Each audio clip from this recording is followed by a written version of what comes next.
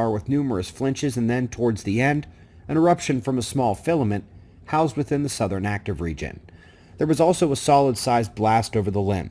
You can see the ejecta leaving back there, and in 304 angstroms, you can see the density of the filament that released in Earth's direction.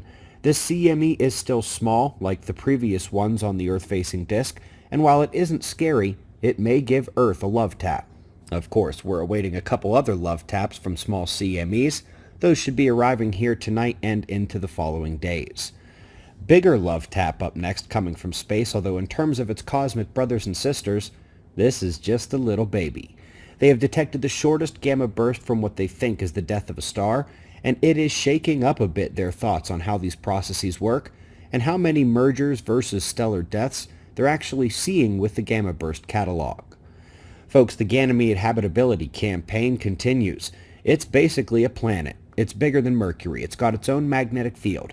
Its subsurface ocean holds more water than the Earth does, and for the first time, they have detected water vapor in its atmosphere.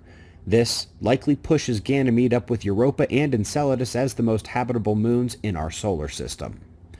Up next, talk about something that should have a catch and release rule, or a catch and destroy rule.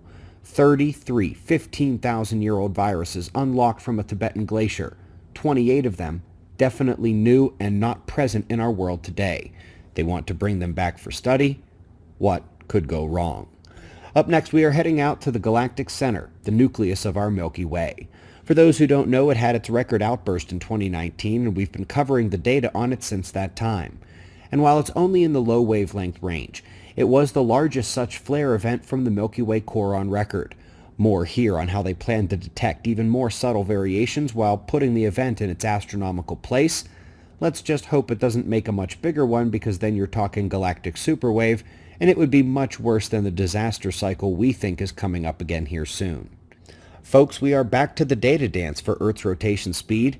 They keep bouncing back and forth from, we predict the fastest day of the year will be in October, to, no, we had our fastest day earlier in July. Now we're back to October with a prediction and a nudge quicker. Are they going for 4 data wipes in a year? We'll see that unfold this week. Lastly, on the event log, folks, the Chinese UFO media is going nuts over these lights that accompanied the record flooding they just had. But observers, if there's one group out there who should know what these lights really are, it's this one. Those are unquestionably auroral signatures. There is no space weather that should have been strong enough to cause them, and certainly not at this latitude like this.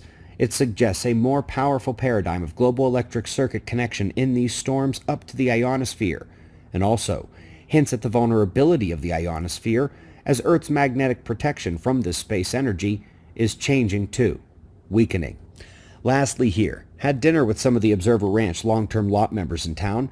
Everyone says hello, and we can't wait for next year when the ranch opens and we can have group events once again.